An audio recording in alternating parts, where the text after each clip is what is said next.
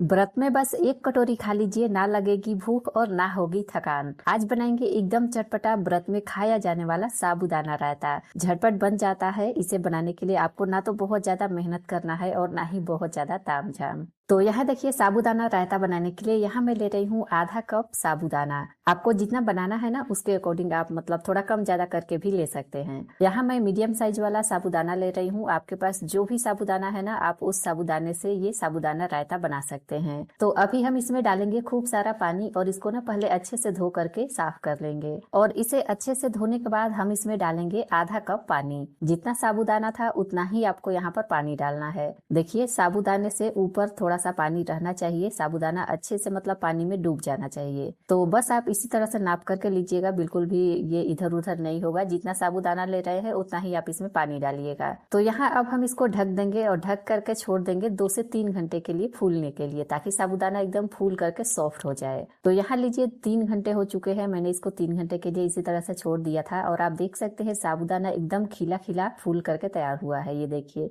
अभी मैश करके भी आप चेक कर सकते हैं। इस तरह से बहुत अच्छे से ये मैश हो रहा है। आप देख सकते हैं इसमें अब बिल्कुल भी पानी नहीं है। सारा पानी जो है ना साबूदाने ने एब्जॉर्ब कर लिया है। तो चलिए अब यहाँ हम क्या करेंगे ना कि एक कढ़ाई या फिर कोई सा भी आप बर्तन ले लीजिए और इसमें डाल देना है बस 1 गिलास पानी। और इसमें लगाएंगे एक स्टैंड या फिर आप कटोरी को पलट करके भी रख सकते हैं। और इसके ऊपर लगाना है एक इस तरीके का कोई सा भी प्लेट। और जो साबूदाना हमने सोख करके रखा था ना, वो सारा साबूदाना यहाँ पर इस प्लेट में डाल देना है। अब यहाँ हम बेसिकली साबूदाने को स्टीम कर रहे हैं, तो इसको हम क्या करेंगे, ऐसे स्टीम बिल्कुल भी नहीं करेंगे। इसमें हम डालेंगे 1 चम्मच घी डाल करके अगर आप साबूदाने को स्टीम करेंगे ना, तो ये बिल्कुल भी मतलब ज्यादा चिपचिपा नहीं बनेगा, एकदम खिला खिला बन करके तैयार होगा। तो इस तरह से 1 चम्मच घी डालने के बाद इसको ना अच्छे से चारों तरफ मतलब मिक्स कर लेंगे। और उसके बाद चारों तरफ ना इस तरह से साबूदाने को इक्वली फैला देना है। और अब इसके ऊपर लगा देंगे लिड और इसको स्टीम होने देंगे लगभग 4 मिनट के लिए। इससे ज्यादा बिल्कुल भी मत कीजिएगा। 4 से 5 मिनट एकदम इनफ है। इससे ज्यादा बिल्कुल नहीं करना है, नहीं तो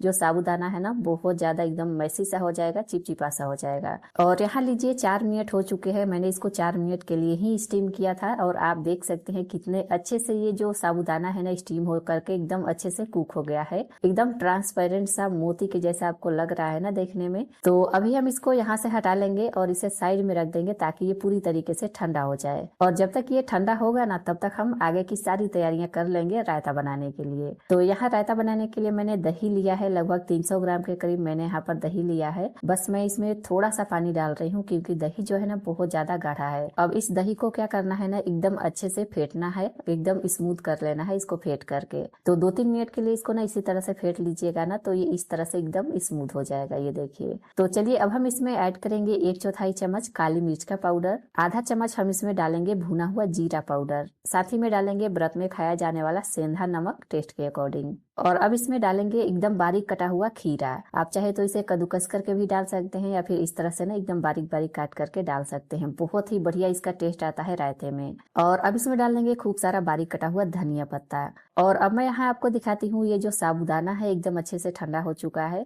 आप देख सकते हैं ये साबूदाना कितने अच्छे से मतलब बनकर तैयार हुआ है। एकदम खिला खिला है, बिल्कुल भी ज्यादा मतलब मैसी सा नहीं हुआ है, बहुत ज्यादा पका नहीं है। तो बस इस तरह से साबूदाने को आपको तैयार कर लेना था स्टीम करके। स्टीम करेंगे इस तरह से घी डाल करके ना, ये बहुत ज्यादा बिल्कुल भी चिपचिपा नहीं होता है। और इस तरह से अगर आप स्टीम करके साबूदाने को रायते में डाल करके खाते हैं ना, मतलब दही में जब आप इसे डालेंगे और जब आप खाएंगे ना, ये मुंह में जाते ही मतलब घुल जाएगा, एकदम सॉफ्ट सा हो जाता है ये। तो चलिए इसको भी डाल देते हैं दही में और इन सारी चीजों को अच्छे से मिक्स कर लेंगे। देखने से ही एकदम लग रहा है ना बहुत ही बढ़िया। और अभी ये जो रायता है ना बिल्कुल भी तैयार नहीं है खाने के लिए, क्योंकि अभी हम इसमें लगाने वाले हैं एक मस्त वाला तड़का, जो कि इस रायते में क्रंच भी देगा और टेस्ट भी देगा। तो पहले से ही मैंने गैस पर रख दिया था तड़का पैन, जो कि बहुत तेज गर्म हो गया था। तो मैंने यहाँ गैस का फ्लेम बंद कर दिया है। तो यहाँ पर हम क्या करेंगे कि इसमें डालेंगे 1 चम्मच घी। जैसे ही अच्छे से मेल्ट हो जाता है हम इसमें डालेंगे बस थोड़ा सा जीरा, और जीरा को थोड़ा सा चटकने देंगे। उसके बाद हम इसमें ऐड करेंगे मूंगफली के दाने।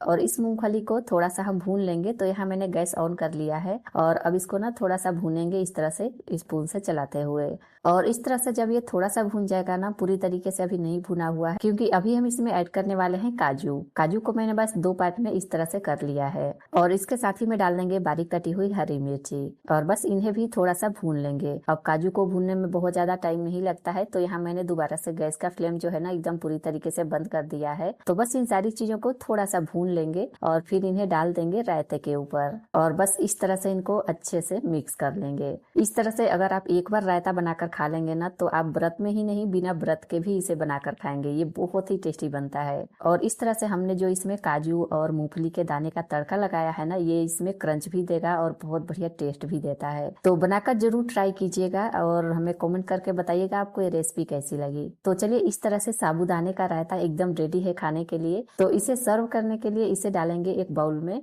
और इसके ऊपर मैंने थोड़ा सा भुना हुआ जीरा डाला है, साथ ही में थोड़ा सा धनिया पत्ता और थोड़ा सा खीरा भी ऊपर से मैंने गार्निश कर लिया है। इस तरह से बस 1 कटोरी आप खा लीजिए, पूरे दिन ना होगी थकान और ना ही भूख लगेगी। बहुत ही टेस्टी भी लगता है, खाकर एकदम मजा आ जाएगा। बनाकर जरूर ट्राई कीजिएगा। और अगर आपको ये वीडियो अच्छी लगी हो तो वीडियो को लाइक कीजिएगा, शेयर कीजिएगा, चैनल को भी सब्सक्राइब जरूर कर लीजिएगा।